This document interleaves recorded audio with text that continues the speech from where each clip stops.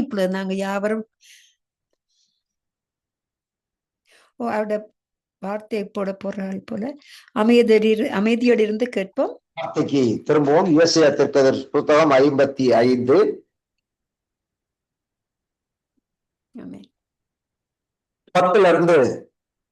10 வரைக்கும் வாசிப்போம்.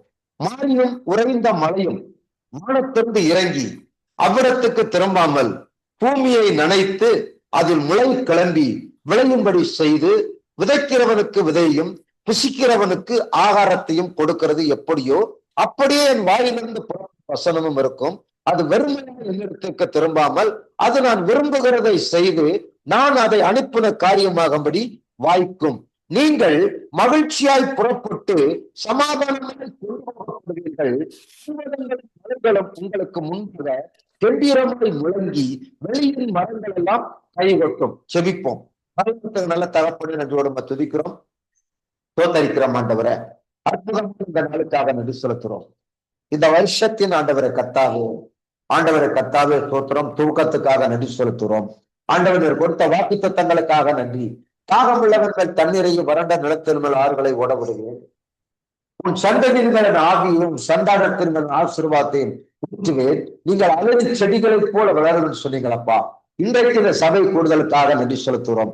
சபை கூடுதலை ஆசீர்வதிக்கிறீர். பரிசுத்த ஆவியானவர் கொண்டு நீ பேசுகிறோம். வார்த்தைக்காக நன்றி செலுத்துகிறோம். நீர் பேசும் இயேசுவின் நாமத்தில் செபிக்கிறவர்கள் பரிசுத்தமுள்ள நல்ல தகப்பனே. கர்த்தருடைய வார்த்தைக்காக கரங்களை தட்டி கர்த்தரை மகிமைப்படுத்துவோம். ஹல்லேலூயா. ஸ்தோத்திரம், ஸ்தோத்திரம், ஸ்தோத்திரம். பிரியமானவர்களை, இன்றைக்கு நாம் என்ன செய்ய போகிறோம் சொன்னா, விதைக்கிறவனுக்கு விதையை கொடுக்கிற தேவன் என்ற தலைப்புல போகிறோம். கவனிக்கிறீங்களா? விதைக்கிறவனுக்கு விதையை கொடுக்கிற தேவன் இந்த தலைப்புல பார்க்க போறோம். பொருளாதாரத்தில் உங்களுக்கு பெருக்கம் வேண்டுமா? ஐஸ்வர்யத்தில் உங்களுக்கு பெருக்கம் வேண்டுமா? பணத்தில் உங்களுக்கு பெருக்கம் வேண்டுமா? செழிப்பான வாழ்க்கை நீங்கள் வாழ வேண்டுமா? அப்படியானால் நீங்கள் தேவனுடைய ராஜ்யத்தில் விதைக்க வேண்டும். அல்லேலூயா. விதைப்பும் அறுப்பும் தேவனுடைய பிரமாணமாக இருக்கிறது. விதைத்தால்தான் விளைச்சலை பார்க்க முடியும். விளைந்தால் தான் அறுவடையை பார்க்க முடியும். அறுவடையை பார்த்தால்தான் நாம் சமாதானமாக இந்த பூமியிலே, இந்த உலகத்துல வாழ முடியும், ஊழியத்துல வாழ முடியும். நிச்சயமாக தேவனுடைய ராஜ்யத்திலே விதைக்கணும். இந்த வார்த்தை, கர்த்தருடைய வார்த்தை ஜீவனுள்ள வார்த்தை. இதுல உயிர் இருக்கிறது, உண்மை இருக்கிறது. இந்த வார்த்தையை சொன்னா அப்படியே நடக்கும். வானமும் பூமியும் ஒளிந்து போனாலும் நான் சொல்லிய இந்த வார்த்தைகள் நிறைவேற சொல்லியிருக்கிறார். ஆமென். அப்ப தேவனுடைய ராஜ்யத்துல விதைக்கணும். அப்ப நீங்க பொருளாதாரத்துல, பணத்துல உயர்ந்து சொன்னா, முதலாவது நீங்கள் சபைக்கு நான் சொன்ன, முதலாவது நீங்கள் தேவனுக்கு காணிக்கைகளையும் தசமபாகங்களையும் உண்மையாக ஏராளமா விசுவாசத்தோடு கொடுக்க பழகுங்க. அல்லேலூயா. அதுதான் உங்களுக்கு செழிப்பை கொண்டு வரும். அதுதான் உங்களுக்கு உயர்வை கொண்டு வரும். அதுதான் உங்களுக்கு மேன்மையை கொண்டு வரும். அதுதான் உங்களுக்கு ஆசீர்வாதத்தை கொண்டு வரும். அதுதான் உங்களுக்கு சுகத்தையும் ஆரோக்கியத்தையும் கொண்டு வரும். அதுதான் உங்களுக்கு கடன் இல்லாமல் வாழ வைக்கும். கட்டணம் கொடுத்துமா? அல்லேலூயா. தேவனுக்கு நீங்கள் காணிக்கைகளையும் தசமபாகங்களையும் கண்டிப்பாக படைக்கணும். இது தேவனுடைய விசுவாச பிரமாணமாக இருக்கிறது. உண்மை, இதுதான் உண்மை. சேமி பொருளாதாரத்துல பணக்காரர்கள், கிறிஸ்தவ மக்கள் நீங்கள் பணக்காரர்கள், ஏழைகளுக்கு உதவி செய்ய முடியும், நன்மை செய்ய முடியும், உற்சாகமா ஊழியம் செய்ய முடியும், சந்தோஷமா இருக்க முடியும். நிச்சயமாக இருக்கிறது. பணம் என்பது தேவனுடைய ஆசீர்வாதம், இது சாபம் கிடையாது. ஐஸ்வர்யம் என்பது தேவனுடைய ஆசீர்வாதம், இது சாபம் கிடையாது. புரியுதுங்களா? அப்ப உங்களுக்கு ஐஸ்வர்யமும் கர்மம் பணமும் செழிப்பு வேண்டும் என்று சொன்னா, ரெண்டாவது நீங்கள் சேமிக்கணும். போஸ்ட் ஆபீஸ்ல சேமிப்பு வைங்க, உங்க வங்கி கணக்குல சேமிங்க. சேமிக்கிறது வருமானத்தை வச்சு சம்பளத்தை வாங்கி நல்ல இஷ்டத்துக்கு செலவு பண்ணிட்டு கடைசியில மிச்சம் இருந்தா சேமிக்க கூடாது. சம்பளத்தை வாங்கினதுமே ஜெபம் பண்ணி தோத்திரம் பண்ணி சம்பளத்துல முதல் தசமத்தை காணிக்கை எடுத்து வைக்கணும் தேவனுக்கு. இதுதான் ஃபர்ஸ்ட். ரெண்டாவது, சம்பளத்துல எவ்வளவு சேமிக்க போறீங்க, மாதந்தோறும் நீங்க வங்கி கணக்குல இன்சூரன்ஸ்ல எவ்வளவு சேமிக்க போறீங்க அதை எடுத்து வைக்கணும். மூணாவது தான் நீங்க குடும்பத்துக்கு செலவு பண்ணணும். அல்லேலூயா. இதை செஞ்சீங்கன்னு சொன்னா நீங்கள் பணக்காரர்களா வாழலாம், செழிப்பாய் வாழலாம், ஆசீர்வாதமா வாழலாம், வாழலாம். இதை கட்டாயம் செய்யணும். மூன்றாவது நீங்கள் என்ன செய்யணும்? மூன்றாவது செலவு செய்யணும். 3 காரியம். முதலாவது உங்க வருமானம், சம்பளத்துல காணிக்கை தசமாவத்தை தேவனுக்கு எடுத்து வைங்க. 2வது உங்க பகுதியை சேமிப்பு பண்ணுங்க. 3வது மிச்சம் இருக்கத செலவு பண்ணுங்க. விசுவாசத்துல உங்க குடும்பத்தை கர்த்தர் நடத்துவார். உங்க பிள்ளைகளை கர்த்தர் போஷிப்பார். உங்க பிள்ளைகளை படிக்க வைப்பார். எதிர்காலத்துல உங்களுக்கு ஒரு செல்வம் உங்க வங்கி கணக்குல இருக்கும். உங்கள் ஆசீர்வாதம் உங்க வங்கி கணக்குல இருக்கும். இதை செய்யாம ஓட்டாண்டிகளாக கிறிஸ்தவ வாழ்க்கை இல்ல. செழிப்பாய் வாழ்வதுதான் கிறிஸ்தவ வாழ்க்கை. ஆசீர்வாதமா வாழ்வதுதான் கிறிஸ்தவ வாழ்க்கை. பணக்காரியா வாழ்வதுதான் கிறிஸ்தவ வாழ்க்கை. ஐஸ்வர்யம் உள்ளவன் கிறிஸ்தவ வாழ்க்கை. நீதிமொழிகள் 10:22 கர்த்தர் சொல்றாரு, கர்த்தருடைய ஆசீர்வாதமே ஐஸ்வர்யத்தை தரும், அதனோடு அவர் வேதனையை கூட்டான்னு இருக்கு. ஐஸ்வர்யத்தை தருவான் இருக்கார்ல, கர்த்தருடைய ஆசீர்வாதம் ஐஸ்வர்யத்தை தரும். 2 கொரிந்தியர் 8:9 கர்த்தராய் ஏற்றுக்கிட்டு கிருபை அளித்திருக்கிறார். அவர் ஐஸ்வர்யம் உங்கள் தரித்திரத்து நிமித்தம் அவர் தரித்திரமாகி அவருடைய தரித்திரத்து நிமித்தம் ஐஸ்வர்யத்தை கொடுத்திருக்கிறாரே. உபாகமத்தில் சொல்லப்படுகிறது 8ஆம் அதிகாரத்துல ஐஸ்வர்யத்தை சம்பாதிக்கிறதுக்கான அவர் கொடுக்கிறார். கரங்களை தட்டி கர்த்தரை படுத்துவோம். ஹல்லேலூயா. அப்ப இந்த வருஷத்துல இந்த 2026ஆம் ஆண்டுல சபை மக்கள் கடன்ற வார்த்தை என் வாயில வரவே கூடாது. கடன் இருக்கு பாஸ்டர், எனக்கு கடன் இருக்கு, கடனுக்காக ஜெபம் பண்ணுங்கன்னு சொல்லவே கூடாது. பாஸ்டர் கடன் அடைஞ்சிருச்சு, கர்த்தரை தோத்திரம் பண்ணுங்கன்னு சொல்லணும். ஆமென் சொல்லுங்க. கடன் அடைக்க கர்த்தர் உதவி செய்தார், தோத்திரம் தான் சொல்லணும். இன்னொன்னு, நான் 4 ஏழைகளுக்கு உதவி செய்தேன் பாஸ்டர், 4 பேருக்கு நான் உதவி செஞ்சேன், நன்மை செஞ்சேன், 2 பேருக்கு கைமாறு கருதாம நான் கடன் கொடுத்துட்டேன்னு சொல்லணும். அதுக்காக கர்த்தரை துதிங்கன்னு சொல்லணும். கடனுக்காக ஜெபம் பண்ணுங்கன்ற வார்த்தை வீட்டுக்குள்ள வரக்கூடாது, சபைக்குள்ள வரக்கூடாது. ஆமென். நீங்க எந்த அளவுக்கு நீங்க தீர்மானம் எடுக்கிறீர்களோ அந்த அளவுக்கு கர்த்தர் உங்கள் கையின் பிரயாசங்களை பெருக பண்ணுவார், உங்கள் களஞ்சியங்களை பெருக பண்ணுவார், உங்க வங்கி கணக்கை பெருக பண்ணுவார். இந்த கடனை வாங்கி அந்த கடன் அடைக்கிறது, அந்த கடனை வாங்கி இந்த கடன் அடைக்கிறது, இந்த சீட்டை போட்டு அந்த சீட்டை கட்டுறது, அந்த சீட்டை போட்டு கட்டுறது, அந்த சாபத்தை அல்லையா? ஆமா, கடன் கொடுக்கணும், அநேகருக்கு கடன் கொடுக்கணும், அநேக தேசங்களுக்கு கடன் கொடுக்கணும். அல்லையா? நான் அந்த வசனத்தை மாத்தி அறிக்கை பண்ணிட்டு இருக்கேன். கர்த்தரனை மேற்கொள்ள ஆசீர்வதிப்பார், நான் அநேக சாதிகளுக்கு கடன் கொடுப்பேன், நானும் கடன் வாங்க மாட்டேன் அப்படின்னு தான் பைபிள் இருக்கு. அந்த வசனத்தை நான் என் தேவனாய கர்த்தரை மேன்மேல் ஆசீர்வதிக்கிறார், நான் அநேக தேசங்களுக்கு கடன் கொடுப்பேன், நானும் கடன் வாங்க மாட்டேன். கடன்களை கட்டி கர்த்தரை முகட்டுமா? அல்லையா? வா, விசுவாசிங்க, விசுவாசிங்க, கர்த்தருடைய வார்த்தையை பேசுங்க, நீங்க ஆசீர்வதிப்பீங்க, ஆசீர்வதிக்கப்படுவீங்க. இன்றைக்கு விதைக்கிறவனுக்கு விதையை கொடுக்கிற தேவன் ஆவிக்குரிய காரியத்தில் விதைக்க வேண்டும். எந்த காரியத்துல விதைக்கணும்? நீங்க விதைக்கிறது கவனமா விதைக்கணும், பக்குவமா விதைக்கணும். வஞ்சிச்சு ஏமாத்திட்டு போகணுமா? கண்டவெல்லாம் கசமாவத்தை கண்டவெல்லாம் சாப்பிட்டு போகணும். நீங்க ரொம்ப கவனமா இருக்கணும். சரியா? எதுக்காக இருக்கணும்? ஆவிக்குரிய காரியத்தில் விதைக்கணும், தேவனுடைய ராஜ்யத்தில் விதைக்கணும். கலாத்தியர் 6ஆம் அதிகாரத்தை எடுத்துக்கொள்ளுவோம். கலாத்தியர் 6:7-8 வசனங்கள். 7-8 வசனங்கள். மோசம் போகாதிருங்கள், தேவன் தம்மை பரியாசம் பண்ண விட்டார். மனுஷன் எதை விதைக்கிறானோ அதையே அறுப்பான். தன் மாம்சத்துக்கென்று விதைக்கிறவன் மாம்சத்தினால் அழிவை அறுப்பான், ஆவிக்கென்று விதைக்கிறவன் ஆவியினாலே நித்திய ஜீவனை அறுப்பான். கவனிக்கிறீங்களா? ஆவிக்குரிய காரியத்துல விதைக்கணும். நீங்க மோசம் போகாம இருக்கணும்னு சொன்னா, நீங்க மோசம் போகாம இருக்கணும்னு சொன்னா ஆவிக்கென்று விதைக்கணும், ஆவிக்குரிய காரியத்துல விதைக்கணும், தேவனுடைய ராஜ்யத்துல விதைக்கணும்.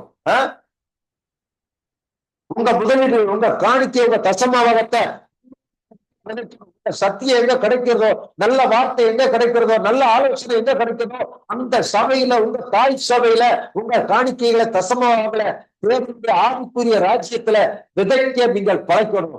விதைக்க விதைக்க விதைக்க நீங்கள் விசுவாசத்துல விருத்தி அடைவீர்கள். விசுவாசத்துல விருத்தி அடைந்தால் விருத்தி அடைவீர்கள், பொருளாதாரத்துல விருத்தி அடைந்தால் ஐஸ்வர்யத்துல விருத்தி அடைவீர்கள், ஐஸ்வர்யத்துல விருத்தி அடைந்தால் சமூகத்துல விருத்தி அடைவீர்கள். உங்கள் குடும்பம் செல்வ செழிப்பாய் வாழும். பார்க்கிற ஜனங்கள் எல்லாம் இவர்கள் பாக்கியவர்கள் என்று சொல்வார்கள். கரங்களை கட்டி கர்த்தரை மேம்படுத்துவோமா? ஹல்லேலூயா. வீட்டுக்குள்ள உங்க ஊழிய பாதையில சபைக்குள்ள கடன், தரித்திரம், வியாதி, பலகீனம், சோம்பல்ன்ற வார்த்தையே இருக்கக்கூடாது. அல்லேலூயா. இருக்கக்கூடாது. அவைகளை மேற்கொள்ளணும். லூக்கா 10:19 தேள்களையும் வலுச்சற்பங்களை மிதிக்கவும் சத்துருவின் சகல வல்லமைகளையும் மேற்கொள்கிற அதிகாரத்தை உங்களுக்கு கொடுத்திருக்கிறார். அதிகாரம், பிசாசை துரத்துவதற்கான அதிகாரம் கொடுத்திருக்கிறது. தரித்திரம் என்பது ஒரு பிசாசு, கடன் என்பது ஒரு பிசாசு, வறுமை என்பது ஒரு பிசாசு, வியாதி என்பது ஒரு பிசாசு, பலவீனம் என்பது ஒரு பிசாசு, நோய் என்பது ஒரு பிசாசு. இந்த பிசாசுகளை இயேசுவின் நாமத்தில் துரத்துவதற்கு உங்களுக்கு அதிகாரம் கொடுக்கப்பட்டிருக்கிறது. அல்லேலூயா. தரித்திர பிசாசை இயேசுவின் நாமத்திலே சபித்து கட்டுகிறேன். கடன்கார பிசாசை உன்னை இயேசுவின் நாமத்திலே சபித்து கட்டுகிறேன். பலவீனத்தின் ஆவியை உன்னை சபித்து கட்டுகிறேன், உன்னை கடிந்து கொள்கிறேன் சொல்லி ஜெபிக்கணும். முறுமுறுக்க கூடாது, சந்தேகப்படக்கூடாது, வார்த்தையை சோம்பலாக்க கூடாது. ஜெபிக்கணும், துதிக்கணும், வேதத்தை வாசிக்கணும், தியானிக்கணும், வேத வசனங்களை எடுத்து இருதயத்துல வச்சு, வாயில வச்சு, மனசுல வச்சு பேசணும். கர்த்தரனை ஆசீர்வதிக்கிறார், நான் ஆசீர்வாதமா இருக்கிறேன். வானத்தை படைத்த கர்த்தர் ஆசீர்வதிக்கப்பட்டவர்கள். அநேக சாதிகளுக்கு கடன் கொடுப்போம். நாங்கள் கடன் வாங்கிட்டோம். இயேசுவின் தலைமையில் நான் சுகமில்லை, ஆரோக்கியமா இருக்கிறேன். கரங்களை கட்டி கர்த்தரை கொடுத்தத. அல்லேலூயா. ஆவிக்குரிய காரியத்திலே நீங்கள் விதைத்தால் ஒரு நாளும் நீங்கள் ஏழையா இருப்பதில்லை, ஒரு நாளும் நீங்கள் தரித்திரர்களாக இருப்பதில்லை. குடும்பங்கள் கொடுக்கப்படும். அதான் சத்தியம். இரண்டாவது காரியம், செழிப்பான இடத்துல விதைக்கணும். செழிப்பான இடத்துல விதைக்கணும். ஏசாயா தீர்க்கதரிசியின் புத்தகம் 32. ஏசாயா தீர்க்கதரிசியின் புத்தகம் 32 20வது வசனம். மாடுகளையும் கழுதைகளையும் நடத்தி கொண்டு போய் நீர்வளம் பொருந்திய இடங்களில் எல்லாம் விதை விதைக்கிற நீங்கள் பாக்கியவான்கள். நல்லா கவனிக்கிறீங்களா? நல்லா கவனிங்க. நீர்வளம் பொருந்திய இடத்தில் விதை விதைக்கிற நீங்கள் பாக்கியவான்கள். எங்க விதைக்கணுமோ? செழிப்பான இடத்துல விதை விதைக்கணும். செழிப்பான இடம் எதுன்னு சொன்னா, உங்களுக்கு நல்ல சத்தியத்தை போதிக்கிற இடம் தான் செழிப்பான இடம். அல்லேலூயா. கர்த்தருடைய வசனத்தை இரவும் பகலும் எடுத்து வாசித்து தியானம் பண்ணி ஒரு ஊழியக்காரன் தன்னுடைய ஜனங்கள், தன்னுடைய மந்தைகள் வளர்ந்து பெருகணும் என்ற பாரத்தோடு எந்த ஊழியக்காரன் போதிக்கிறானோ அந்த சபைதான் செழிப்பான இடம். அந்த செழிப்பான இடத்துல காணிக்கை, தசமபாகத்தை, உங்க முதலீடுகளை விதைக்கும் போது நீங்கள் செல்வ செழிப்பாய் வாழலாம். இல்லையா? செழிப்பான இடத்துல விதைக்கணும். செழிப்பான சபையில நீங்க விதைக்கணும். அப்படி விதைக்கும் போது நீங்கள் கடனாளியா இருக்க மாட்டீங்க, ஏழைகளா இருக்க மாட்டீங்க, தரித்திரமா இருக்க மாட்டீங்க, செல்வ செழிப்பா இருப்பீர்கள். பார்க்கிற ஜனங்கள் எல்லாம் உங்களை பாக்கியவன்கள் என்று சொல்வார்கள். நல்ல வீடுகளை கட்டி குடியிருப்பீர்கள். நீங்கள் ஆசீர்வாதமா இருப்பீர்கள். அதான் நல்ல செழிப்பான இடத்துல நீங்கள் விதை விதைக்கணும். மூன்றாவது காரியம், நல்ல நிலத்தில் விதைக்க வேண்டும். நல்ல நிலம் அது நல்ல சபை. சத்தியத்தை சொல்லுகிற சபைதான் நல்ல சபை.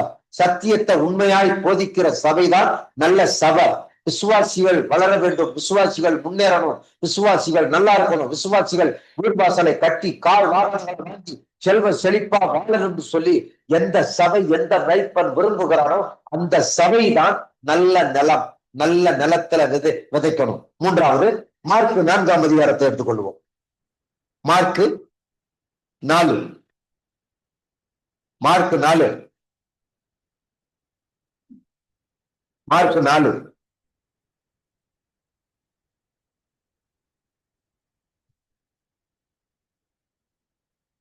மார்க்கு 4ஆம் அதிகாரத்தை எடுத்துக்கொள்வோம். வசனம் 20. வசனத்தை கேட்டு ஏற்றுக்கொண்டு 1:30, 1:60, 1:100 பலன் கொடுக்கிறார்கள். இவர்களே நல்ல நிலத்தில் விதைக்கப்பட்டவர்கள். கவனிக்கிறீங்களா? நல்ல நிலத்துல நீங்க விதைக்கும் போது 50 ரூபாய் 5 ரூபாய் விளையும். 5 ரூபாய் விளையும்.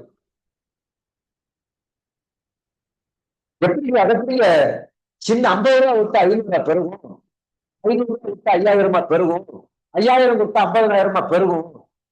என்ன சொல்றாரு? கர்த்தருடைய ஆசீர்வாதமே ஐஸ்வர்யத்தை தரும், அதோட வேதனையை கூட்டும். அதற்கு 50 விட்டா பெருகும்.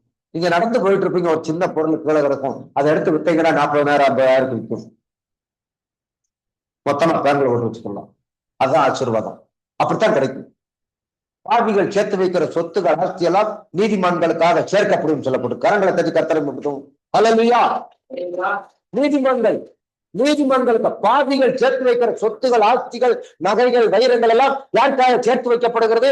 நீதிமன்றாக. இயேசுவை பின்பற்றுகிற, இயேசுவை ஆராதிக்கிற, இயேசுவை நம்புகிற, இயேசுவின் வார்த்தை கீழ்ப்படுகிறவர்களுக்காக அதெல்லாம் பாவிகள் சேர்த்து வைக்கிறாங்க. அநியாய வட்டிக்கு விடுகிறவன், ரன் வட்டிக்கு விடுகிற சம்பாதிக்கிற பணம் எல்லாம் கடைசியில நீதிமன்றங்களுக்கு தான் வந்து சேரும். உங்களுக்கு எனக்கு தான் வந்து சேரும். அல்லையா? இதை நீங்க விசுவாசிக்கணும். விசுவாச கண்களை ஏறெடுத்து இயேசுவின் வசனத்தை கேட்கணும், வசனத்துக்கு கீழ்ப்படியணும். அதன்படி வாழும் போது நீங்கள் கடினமா உழைக்க வேண்டிய அவசியம் இல்லை, வேறு சிந்தி அலைய வேண்டிய அவசியம் இல்லை. நீங்கள் விசுவாசித்தால் போதும். விசுவாசிக்கிறவனுக்கு எல்லாம் கூடும். தேவனால் புறப்படுகிற உலகத்தை ஜெயிக்கும். உங்களுடைய விசுவாசமே உலகத்தை ஜெயிக்கிற செயல். அல்லையா? ஆமா, சத்தியத்தை போதிச்சுக்கிட்டு இருக்கிறேன். கவனமா கழுத. ஏதோ கூடி இருக்கிறோம் போதிக்கிறார், அப்படி கிடையாது. இது கிறிஸ்தவ மார்க்கம், விசுவாச பிரமாணம். விதைப்பு மார்க்கம், விசுவாச பிரமாணம். கீழ்ப்படியணும். தேவனுடைய வார்த்தை கீழ்ப்படியும் போது ஒரு செழிப்பு வரும், ஒரு உயர்வு வரும். நல்ல நிலத்துல விதைக்கணும். நல்ல நிலம் தான் சத்தியத்தை உண்மையாய் போதிக்கிற நல்ல நிலம், நல்ல சபை. அல்லேலூயா. ஆண்டவர் சொல்றாரு, இந்த கல்லின் மேல் சபையை கட்டுவேன், பாதாளத்தின் வாசல்கள் கடன்களும் தரித்திரம் அந்த சபையை மேற்கொள்ள முடியாது. ஆமென் சொல்லுவோமா? ஆமென். ஆமா, அவருடைய கல்லின் மேல் இந்த சபையை கட்டியிருக்கிறார். அவருடைய கல்லின் மேல், இயேசுவின் மேல் இந்த கலை, இந்த சபை கட்டப்பட்டிருக்கிறது. இயேசுவின் ரத்தத்தினால் இந்த சபை கூடி வந்திருக்கிறது. அதனால தரித்திரமோ, வியாதியோ, பலவீனமோ, கடனோ நம்ம மேற்கொள்ள முடியாது. அவைகளை நம்ம தான் மேற்கொள்ளணும். பிசாசு நம்ம காலுக்குள்ள. சொல்லுங்க, பிசாசு என் காலுக்கு கீழே, தரித்திரம் என் காலுக்கு கீழே, கடன்கள் என் காலுக்கு கீழே, வியாதி என் காலுக்கு கீழே. நான் ஆசீர்வதிக்கப்பட்டவன். வானத்தை பூமியை படைத்த கர்த்தராலே நாங்கள் ஆசீர்வதிக்கப்பட்டவர்கள். அல்லேலூயா. அவர்களுக்கு உண்டான ஆசீர்வாதங்கள் உயிர் கலந்த இயேசுவின் நாமத்தினாலே எனக்கு வந்து பறிக்கும். நான் ஆசீர்வதிக்கப்பட்டவன், கர்த்தரால் ஆசீர்வதிக்கப்பட்டவன், கர்த்தரால் அபிஷேகிக்கப்பட்டவன், கர்த்தரால் மீட்கப்பட்டவன். அல்லேலூயா. அவரை துதிக்கிறேன், தோத்தரிக்கிறேன். வாயை திறந்து பேசணும். உண்மையா இருக்கக்கூடாது, மௌனமா இருக்கக்கூடாது.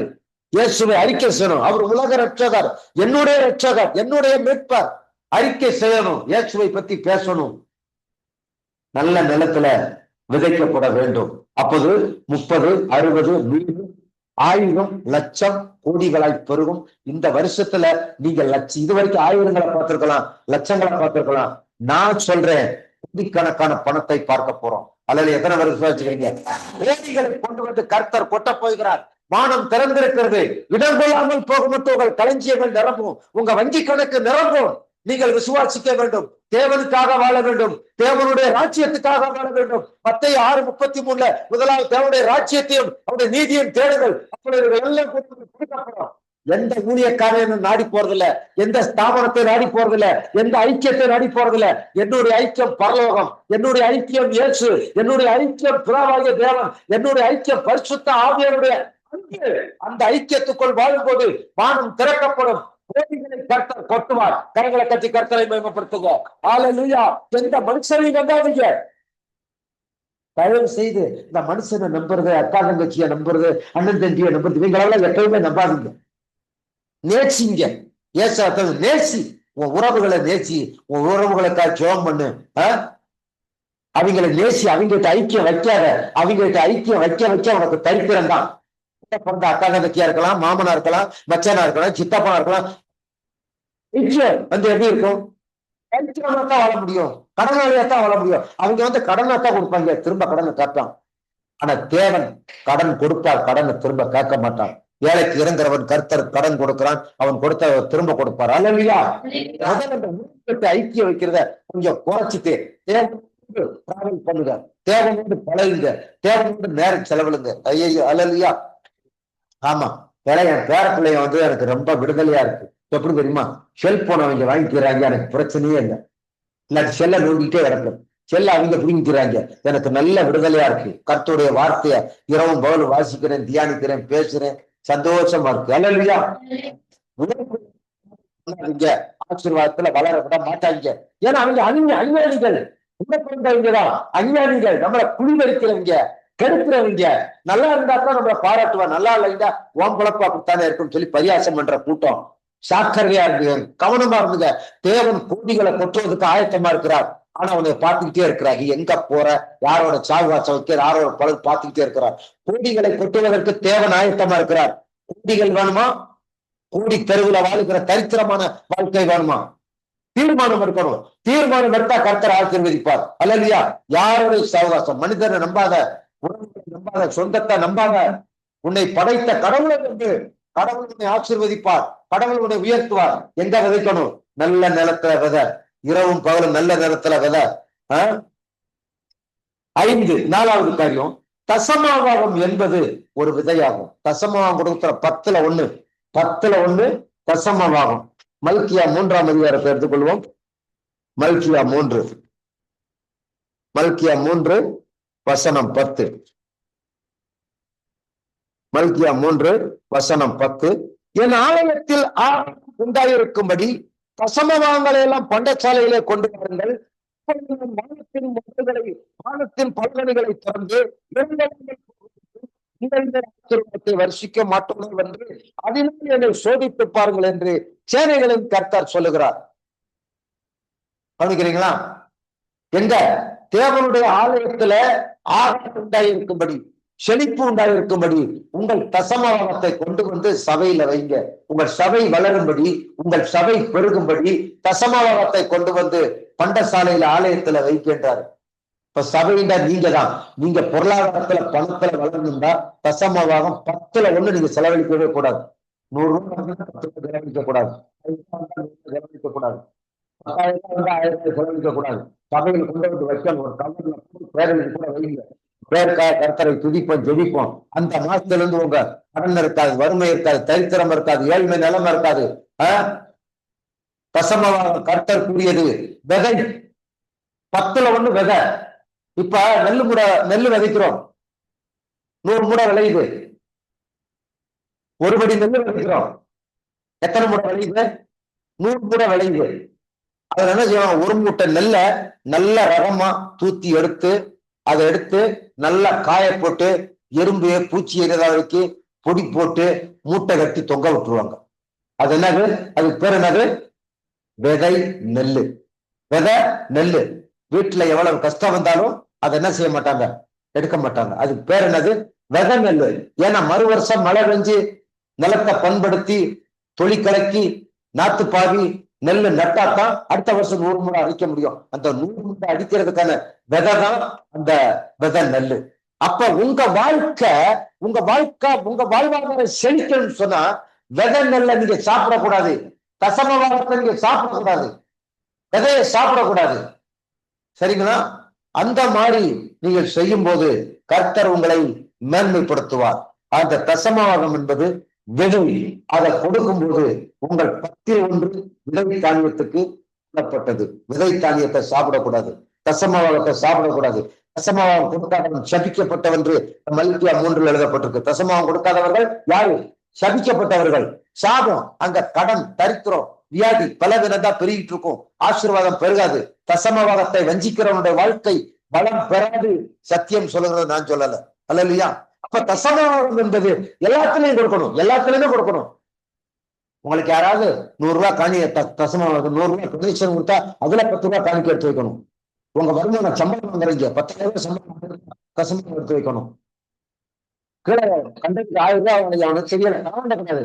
கண்டெடுக்கிறேன் 500 கண்டெடுக்கிறேன் 500 எடுத்து வைக்கணும்.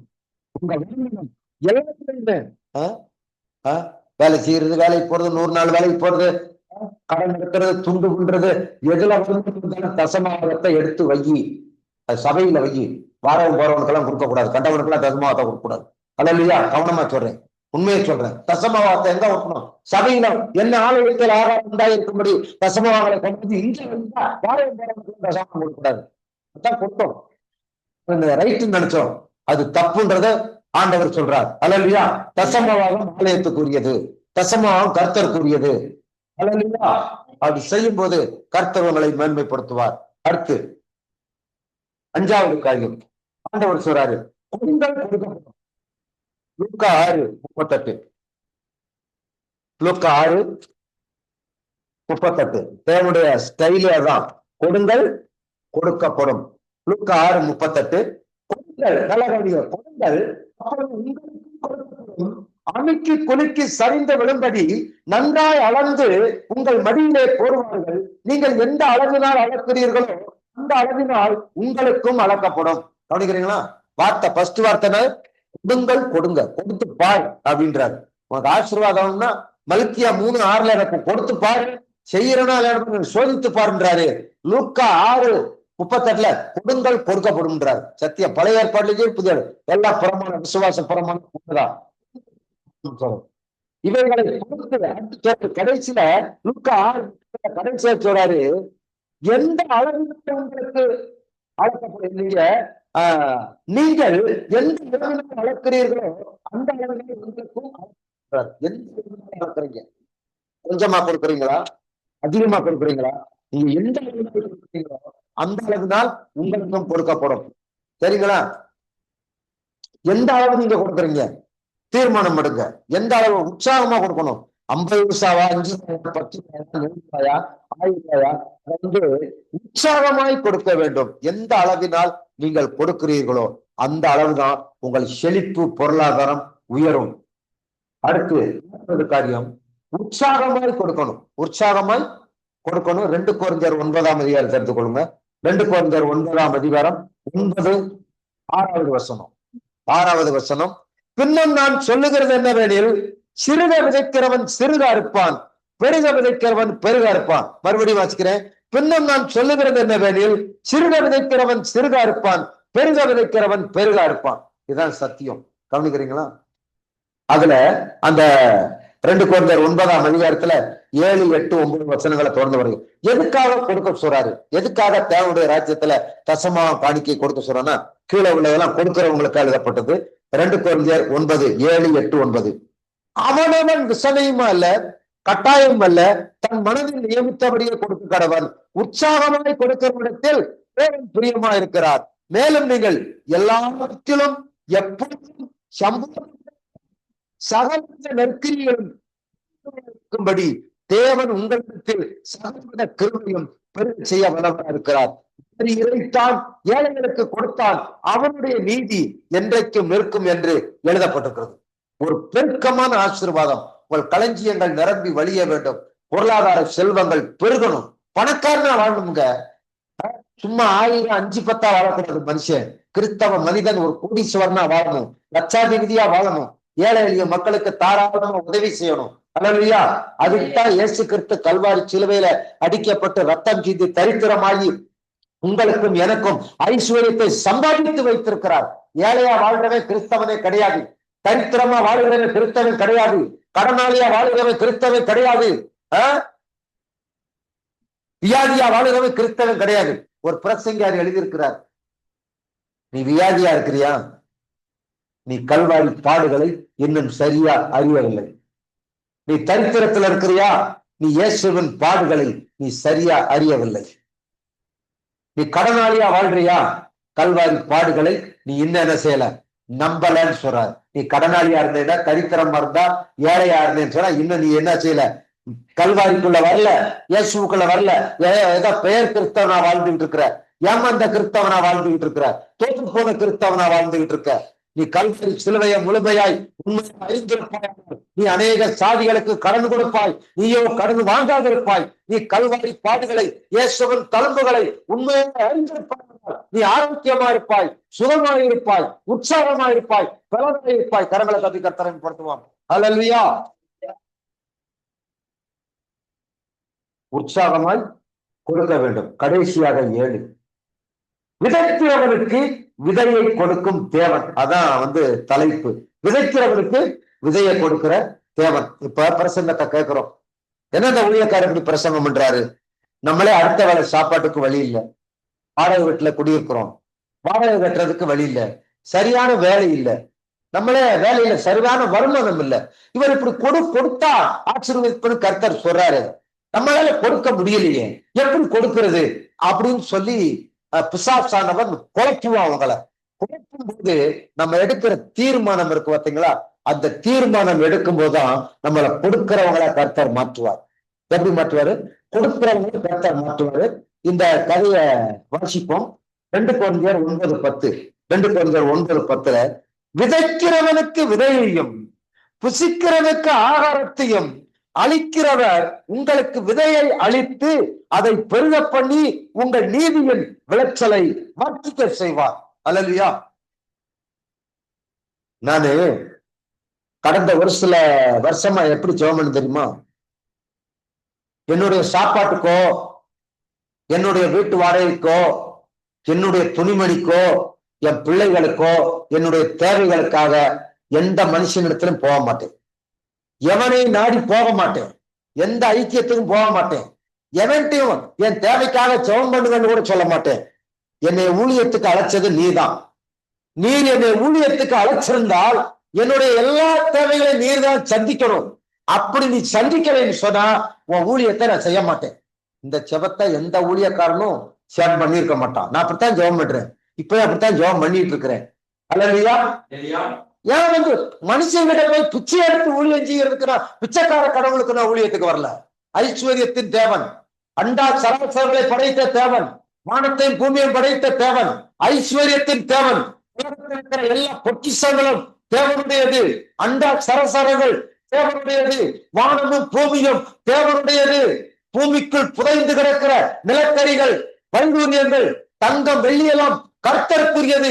அப்படியாப்பட்ட கர்த்தராகிய உமக்கு ஊழியம் செய்கிற நான் எந்த மனுஷனிடத்தில் போய் பிச்சை எடுத்து ஊழியம் செய்ய மாட்டேன், பிச்சை எடுத்து குடும்பம் நடத்த மாட்டேன், பிச்சை எடுத்து வாழ மாட்டேன். அப்படி என்று சொன்னால் நான் வேலைக்கு போவேன். ஊழியத்துக்கு நான் செய்ய மாட்டேன். அல்லேலூயா. இதுதான் என்னுடைய ஜெபம். அப்படியாப்பட்ட ஒரு வயிறு அச்சம் வாழும்போது தேவன் வானத்தை திறப்பார், இடங்கொள்ளாமல் போக மட்டும் உங்களை ஆசீர்வதிப்பார். விதைக்கிறவனுக்கு விதையும் புசிக்கிறவனுக்கு ஆகாரத்தையும் கொடுக்கிற தேவன். அவர் பேர் இயேசு.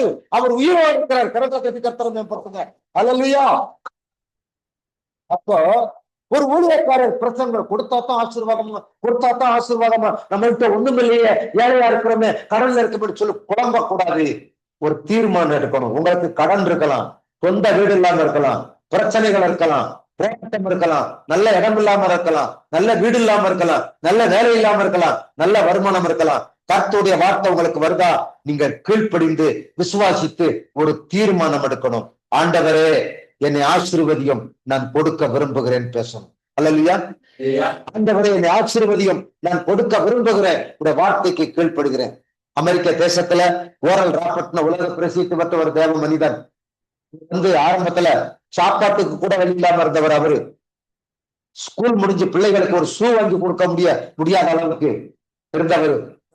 அவர் கடைசியில 1500 கோடிக்கு ஒரு பல்கலைக்கழகம் கட்டி இருக்கிறார். அல்லேலூயா.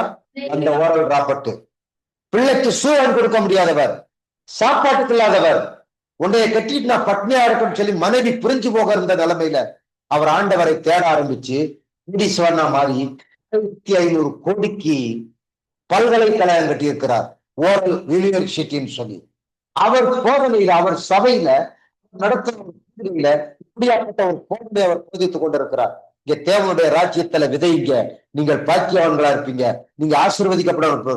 அப்ப ஒருத்தன் உட்கார்ந்து இருக்கிறான், ரொம்ப ஏழை, அடுத்த வேலை சாப்பாட்டுக்கே வழி இல்லை, புலம்பிக்கிட்டே உட்கார்ந்து இருக்கிறான். ஒரு குடுன்னு சொல்றாரு, நான் கொடுக்க முடியலையே, நான் கொடுத்தாக்கே ஆசீர்வாதம்ன்றாரு, என்னால கொடுக்க முடியலன்னு சொல்லி புலம்பிக்கிட்டே இருக்கான். எல்லாத்துக்கும் ஒரு கார்டு கொடுக்க சொல்றாரு ஓரல் ராபர்ட்.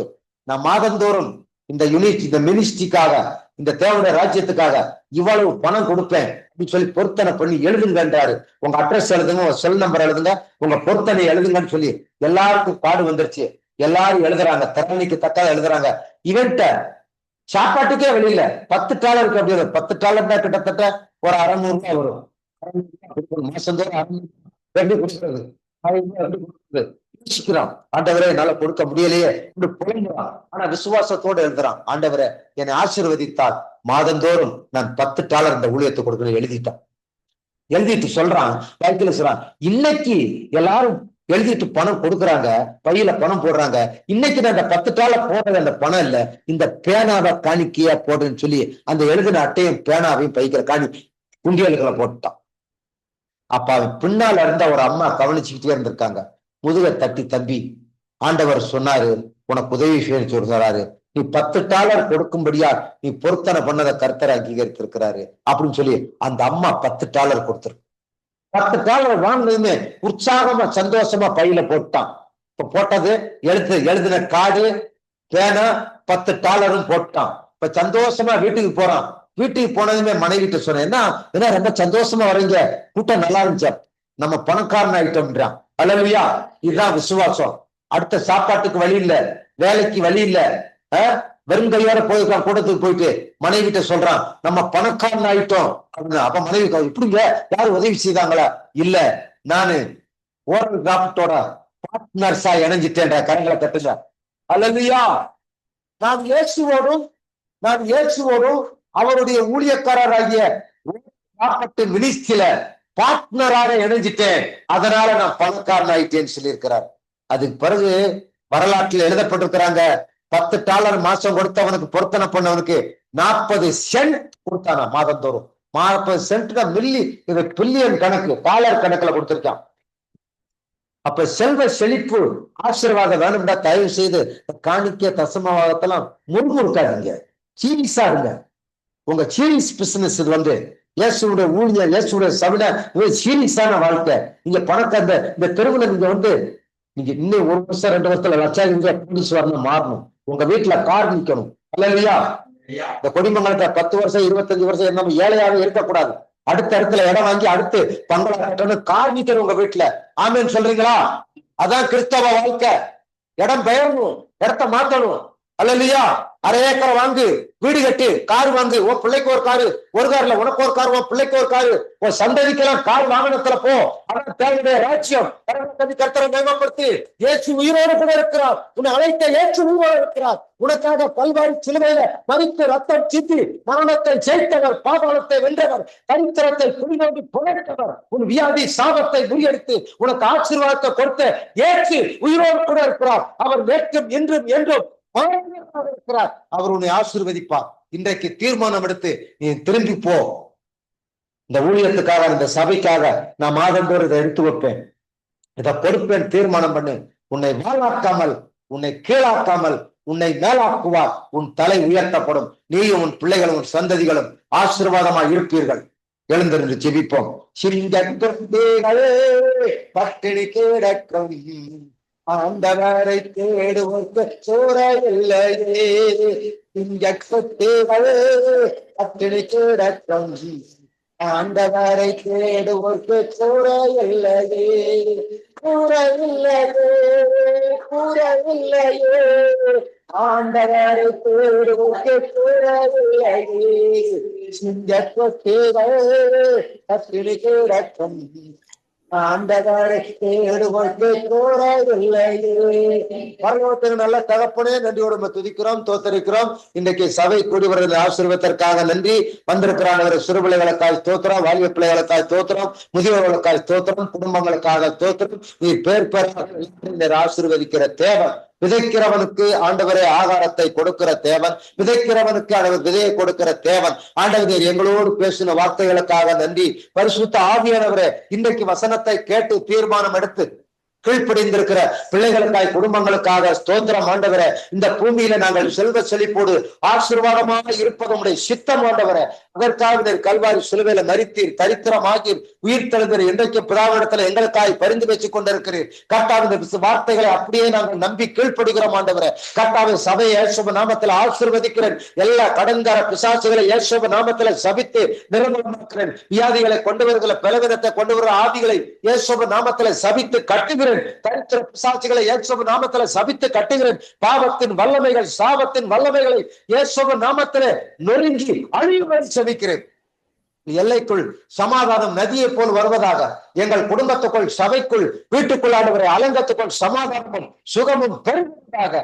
எங்கள் வங்கி கணக்குகள், போஸ்ட் ஆபீஸ் கணக்குல பொருளாதார செலுத்துகள் கர்த்தாவே நாம மேம்படுத்தும். ஆண்டவரே, சபை பதுங்கி பெருகட்டும். மனிதர்களை பெருக பண்ணுகிற மந்தை பெருகும் மனிதர்களை பெருக பண்ணுகிற தேவன். நாங்கள் நாளுக்கு நாள் வளர்ந்து விருத்தியடைய செய்கிற தேவன். ஆண்டவர், இந்த வார்த்தைகளை கேட்ட மக்கள் எல்லாரும் ஆசீர்வதிக்கப்படட்டும். எங்களை சுற்றி இருக்கிற ஜனங்கள் ஆசீர்வதிக்கப்படட்டும். கர்த்தாவே, ஒளிநாடா மூலமாக, ஆடியோ மூலமாக இந்த செய்தியை கேட்கிற, உலகத்திலிருந்து செய்தியை கேட்கிற அனைத்து மக்களும் ஆசீர்வதிக்கப்படட்டும். கர்த்தா கர்த்தாவே நீர் ஆசீர்வாதத்தின் தேவன், தாராளத்தின் தேவன், ஏராளத்தின் தேவன், பெருக்கத்தின் தேவன் ஆண்டவரே. நீர்வளம் பொருந்திய இடத்துல விதையில் இருக்கிற நாங்கள் பாக்கியவான்கள், நாங்கள் ஆசீர்வதிக்கப்பட்டவர். நான் பாக்கியவான், நான் ஆசீர்வதிக்கப்பட்டவன், எனக்கு ஒப்பானவன் இல்லை ஆண்டவரே என்று அறிக்கை. உங்கள் ஜெபங்களுக்கு நீர் பதில் கொடுத்ததற்காக நன்றி செலுத்துறோம். எங்களை தாழ்த்தி ஒப்புக் கொடுக்கிறோம். எல்லா துதி கன மைங்களாம கொள்வதற்கே செலுத்துறோம். எங்கள் மீட்புற சேரமா இருக்கிற இயேசுவின் நாமத்துல ஜெபிக்கிறோம். எங்கள் பரிசுத்தமுள்ள நல்ல பிதாவே, ஆமென். என் ஆத்துமா என் முன்னிலைமையோட பரிசுத்த நாமத்தை தோத்திரி, என் ஆத்துமாவே கர்த்தரை தோத்திரி, அவர் செய்த சகல உபகாரங்களை மறவாதே. ஆமென். நம்முடைய கர்த்தராய் இயேசுவுடைய கிருபையும் பிதாவாகிய தேவனுடைய அன்பும் பரிசுத்த ஆவியோட அன்பும் ஐக்கியம் சந்தோஷம் சமாதானமும் இன்று மேலும் சதா காலங்களிலும் நாம் அனைவரும் கூட என்றென்னைக்கும் தங்கி இருப்பதாக. ஆமென், ஆமென். ஹல்லேலூயா, ஹல்லேலூயா. ஹல்லேலூயா. இதுவரை நேரம்